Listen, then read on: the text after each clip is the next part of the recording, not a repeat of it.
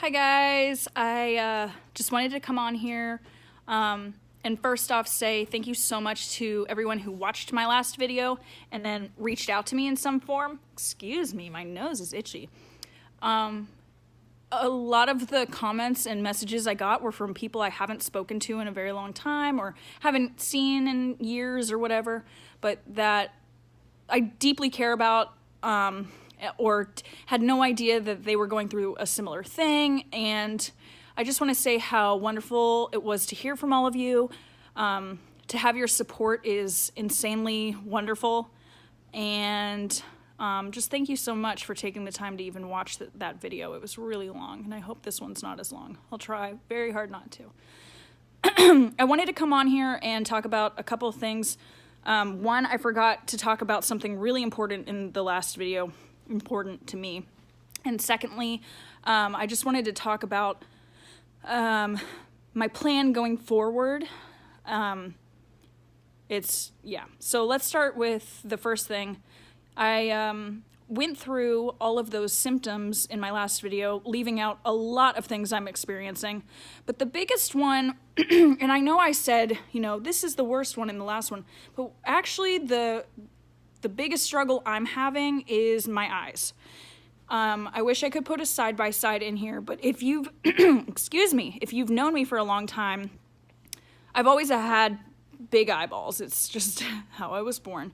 However, in the recent months, I've noticed my eyes are literally popping out of my skull.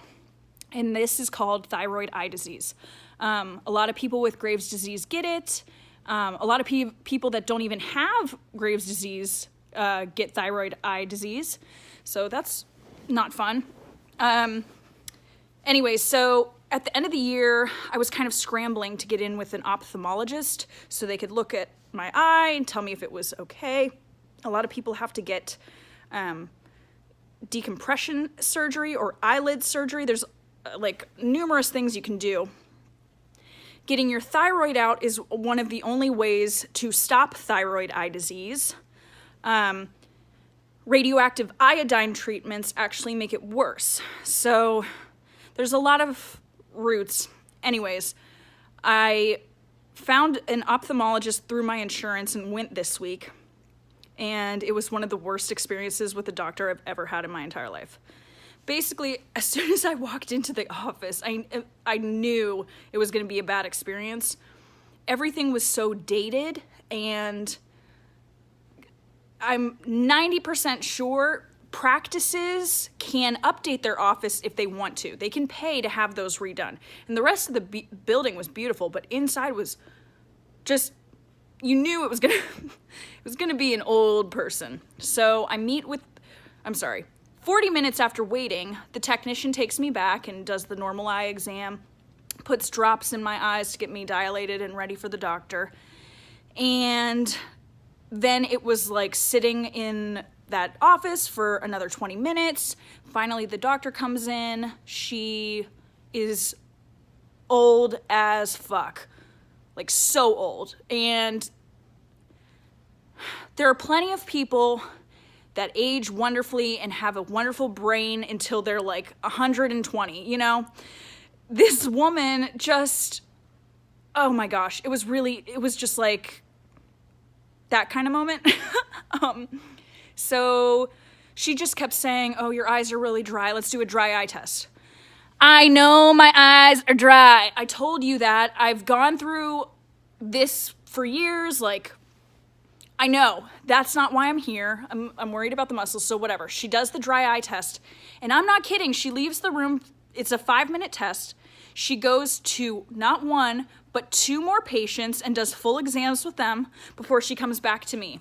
And then she just talks to me about taking Restasis, which I've taken before, and it was infuriating. I had to ask her about the muscles around my eye and if anything was interfering with the optic nerve.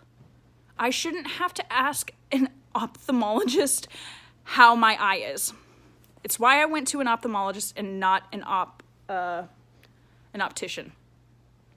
So I left there feeling extremely defeated and just a reminder of this whole process of feeling like no doctor has me on their priority list.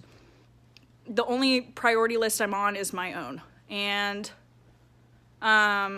it just made me do a lot of thinking and then a lot of research online about, what I'm currently taking and what I want to do moving forward. So a couple of things, and I'm going to talk about this, but this is just for me. I don't want this to offend anybody who's gone down a different path. I don't want it to determine a path for somebody that, is going through their own thing and like needs to do whatever they're doing. This is just what my hopes and desires are and what I've decided to do moving forward. So on the 20th of December, when I went into the endocrinologist office, and let me just explain that the office is also a nightmare. It's constantly jam-packed with people.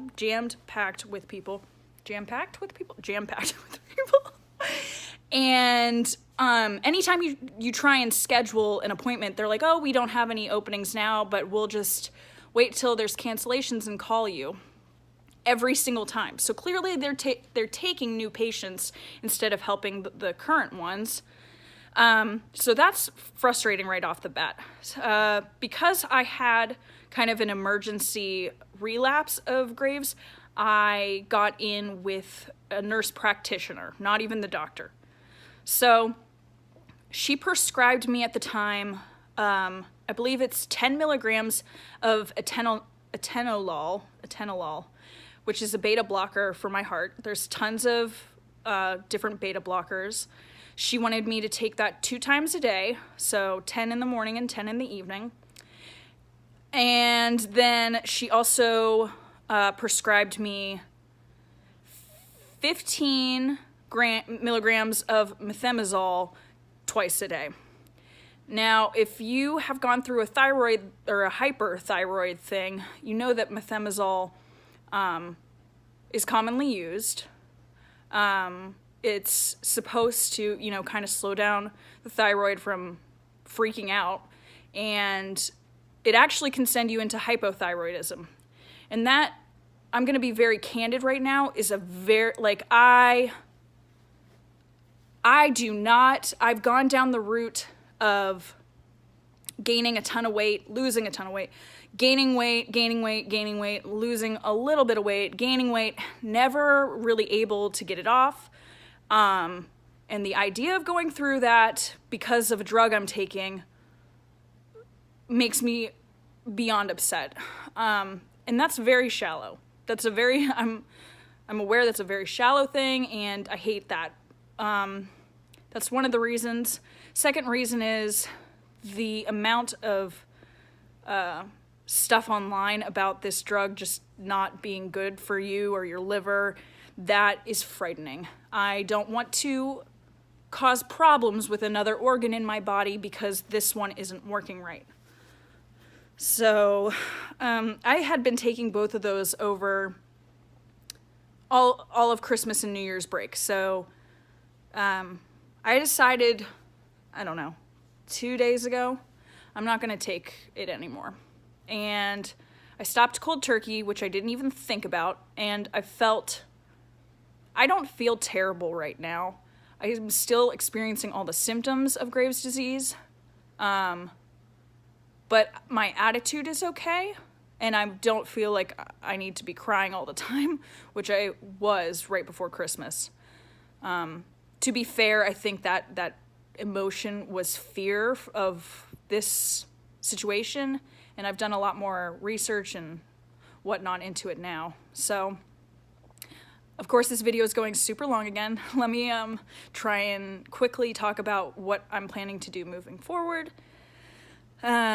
So, because of stopping this medicine, and, what I said earlier about the endocrinologist office, I do not plan on going back to that office. I've done extensive research about endocrinology in the Austin area, and they basically say, the endocrinologists in Austin are either bad or worse. So that's really frustrating. It seems a lot of people have gone off to Houston or Dallas. Driving back and forth, they're about 3 hours both from here, so it's not exactly feasible, but I would happily do it if that meant, getting my health in line. However, I do want to avoid a couple of things. One, I do not want my thyroid removed ever. This is I just don't believe that it's proper to remove an organ from your body. It just doesn't make sense to me. It regulates so much stuff, and the idea of being on something for the rest of my life is very upsetting. Now, don't get me wrong, I might be on something for the rest of my life because I don't do that. So that's just where I'm at right now. I may change my mind in the future, but yeah, that's a number one for me. Number two is I want nothing to do with radioactive iodine. 0. First of all, it will make my eyes worse. It's known to do that. And second of all, we are the only country in the entire world that uses radioactive iodine to kill someone's thyroid. That is a red flag for me. If nobody else in the world is using that method, it's a little alarming. Just is. So, those are my two big ones. I don't want to be on medicine like this that can affect my liver and make things very complicated for me. I don't need more issues with any other part of my body. So what I plan to do is I've contacted two they're kind of out there offices, a little bit more holistic, but also incorporating modern medicine. So the guy I called today is an MD, so he's not some just I came off the street with these supplements and vitamins and you're going to take them all and get better. No, I want to do both that and, if I have to get back on this medicine, then fine. That's what's going to happen. But I just want to take a different route and not make any drastic decisions that could ruin me forever. I'm also going to go to an NAET person. I don't know what to call them really. And this was recommended by a friend of the family who also has Graves' disease, went through it, went to this NAET person, which I guess they test you for all sorts of allergies, and it can be a little kooky. But you know what? If it works, it works. That's the biggest thing. If you feel better at the end of the day after doing all this stuff, then you do it. Heck yeah. And it might not work for me. It might not work for other people. No harm in trying, except the money part. So, I don't know. That's where I'm at now. I'm doing that at the end of the month. I will happily keep up with this if anybody still watches. Excuse me. I just had pizza, which is not good for me. If you are somebody else that struggles with Graves' disease or hyperthyroidism, and you have any suggestions for a picky eater autoimmune diet, please leave some comments below or send me a message. I don't know how to send messages on YouTube. Is that a thing? I don't think so. I don't know. Yeah. I hope everybody has a great weekend. Thanks for watching if you got this far. Damn it, it's longer than the first one. I'm so sorry.